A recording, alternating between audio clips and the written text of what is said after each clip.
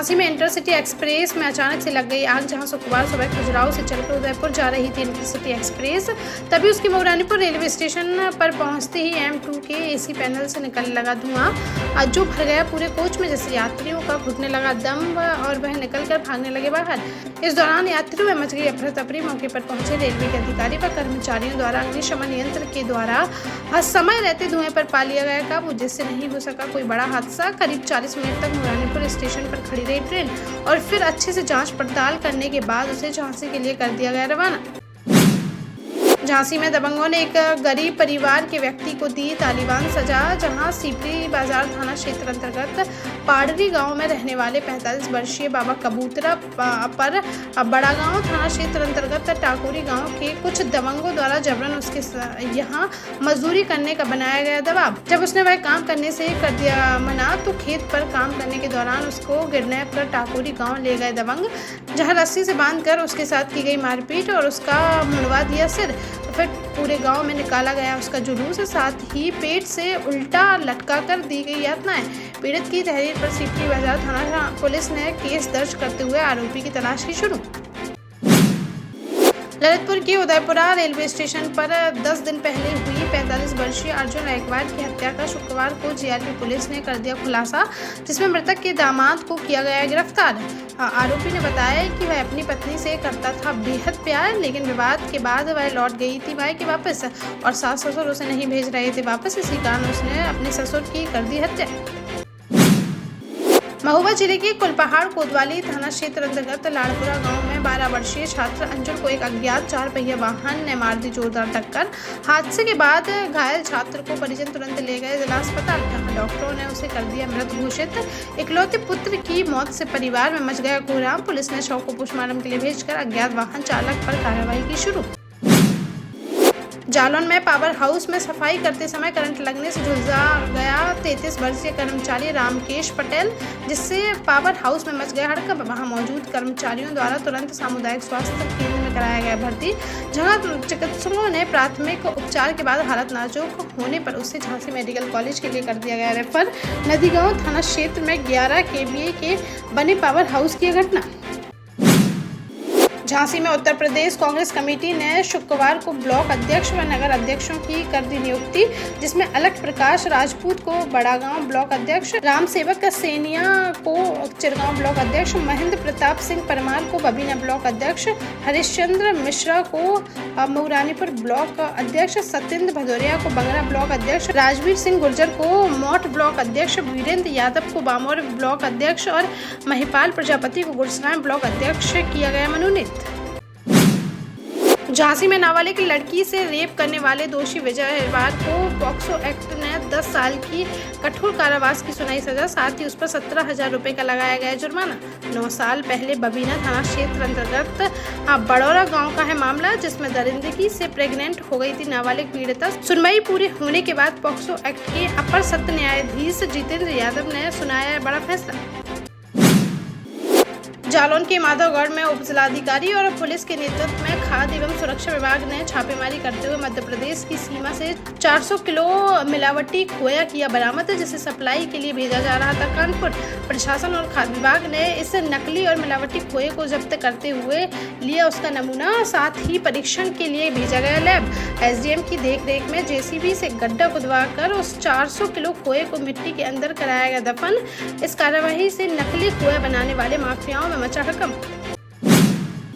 टीकमगढ़ में CM helpline पर शिकायत करने वाले एक हितग्राही को धमकाने का मामला आया सामने, जहां एक सरकारी कर्मचारी ने कलेक्टर का हवाला देकर महिला हितग्राही जयंती प्रजापति के पति जितेंद्र प्रजापति को किया फोन और CM हेल्पलाइन की शिकायत वापस लेने की दी धमकी।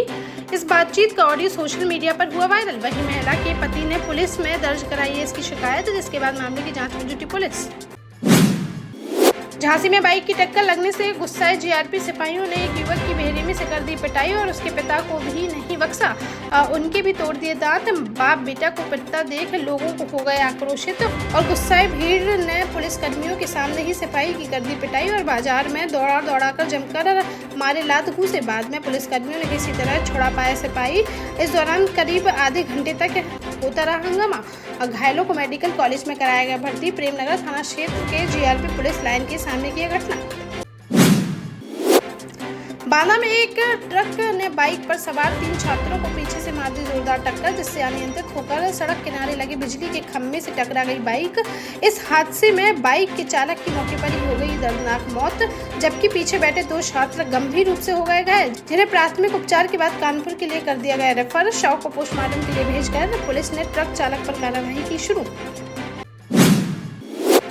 दमोह में 22 अक्टूबर को 10वीं की छात्रा के बेहोश मिलने के मामले में हुआ नया खुलासा, जहां जांच में सामने आया कि छात्रा ने खुद ही रची थी किडनैपिंग की कहानी।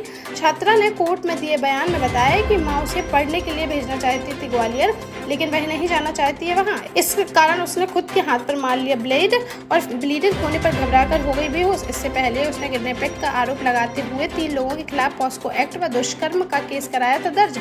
अब कोर्ट में उसने अपनी बयानों में पलट दी पूरी कहानी और इस झूठी कहानी से उठा डाला पर्दा।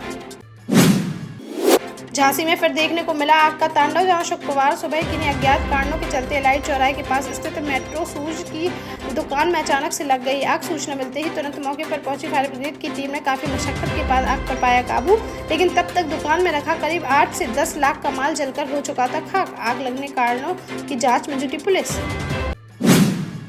टीकमगढ़ के सिविल लाइन रोड पर महिला से लूट के मामले में शुक्रवार को पुलिस को मिला नया सीसीटीवी फुटेज, जिसमें पता चला कि वारदात को अंजाम देने में 2 लोग थे शामिल। एक आरोपी ने दुकान के अंदर घुसकर महिला से लूटे सोने के कड़े, जबकि बाइक लेकर दुकान के बाहर खड़ा हुआ था उसका दूसरा साथी।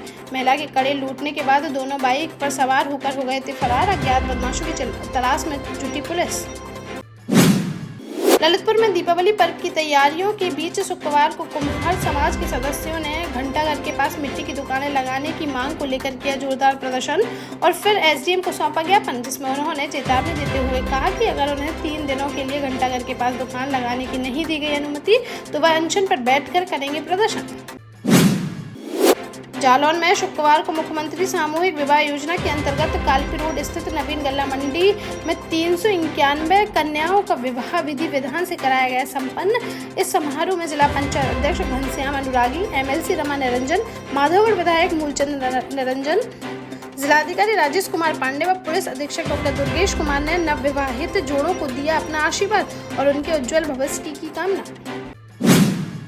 देश का जाना माना सैनफिन ग्रुप आपके लिए फिर लाया है झांसी में वास्तु के हिसाब से फ्लोर प्लान सहित एक शानदार टाउनशिप, जिसमें सुरक्षा की दृष्टि से सीसीटीवी, एक ही ग्रैंड गेट से एंट्री और एग्जिट, चौड़ी सड़कें, parking, car wash area, senior citizen and international fountain parks, swimming pool, gym, badminton, tennis आदि courts, school, hospital, shopping mart आदि कई सुविधाएं। इसीलिए तो हम झांसी में लोगों की पहली पसंद।